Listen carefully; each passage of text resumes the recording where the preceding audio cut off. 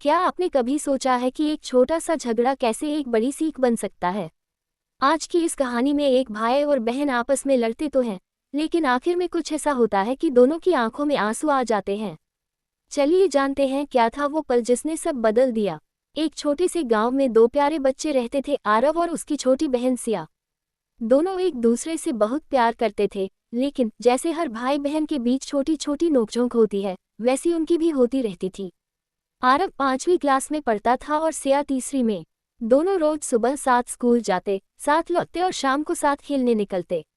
एक दिन स्कूल से आते समय दोनों के बीच एक बात को लेकर बहस हो गई। सिया के हाथ में उसकी पसंदीदा गुलाबी पतंग थी। वह उसे हवा में उड़ा उड़ाकर खुशी से उछल रही थी।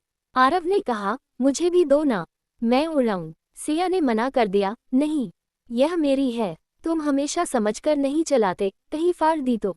आरव को बुरा लग गया। उसने झुंझला कर कहा, अरे एक पतंग ही तो है, इतना क्या। सिया ने भी गुस्से में पतंग अपनी ओर कसकर खींची और तभी पतंग दो टुकड़ों में फट गई। सिया की आंखों में तुरंत पानी आ गया। देखा, मैंने कहा था ना, तुमसे छीनोगी तो फट जाएगी। आरव भी रुक गया, उसे समझ नहीं आया अभी क्या हुआ। सिया रोती हुई घर की ओर भाग गई। शाम को जब आरव खेल के लिए बाहर आया तो सिया कहीं नहीं दिख रही थी। वह चुपचाप आंगन में बैठी थी, हाथ में अपनी टूटी हुई पतंग लेकर। उसकी आंखें अभी भी लाल थीं।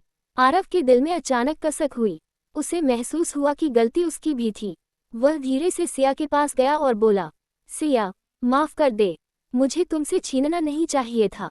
सिया ने सिर झुकाकर कहा, मुझे अपनी पतंग बहुत पसंद थी, पापा ने मुझे देकर कहा था कि इसे संभाल कर रखना। आरव ने उसकी बात सुनी और उसके मन में एक अच्छा विचार आया।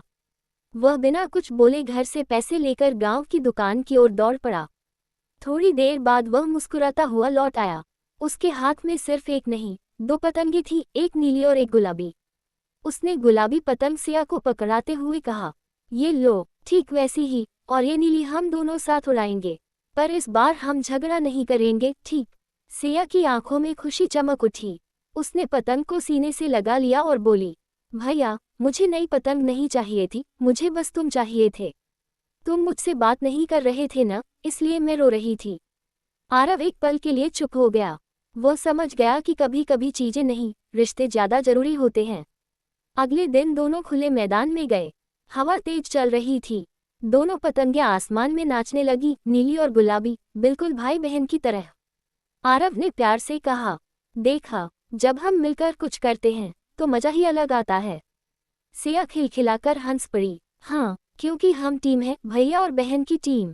उस दिन के बाद से दोनों ने एक दूसरे से वादा किया कि चाहे कितनी भी लड़ाई हो जाए, लेकिन वे कभी भी अपने दिल में रंजिश नहीं रखेंगे। और सबसे जरूरी बात, वे हर परेशानी का हल साथ मिलकर निकालेंगे। कहानी हमें सिखाती है कि भाई बहन की लड़ाइयाँ छोटी होती हैं, लेकिन उनका प्यार सबसे बड़ा होता है।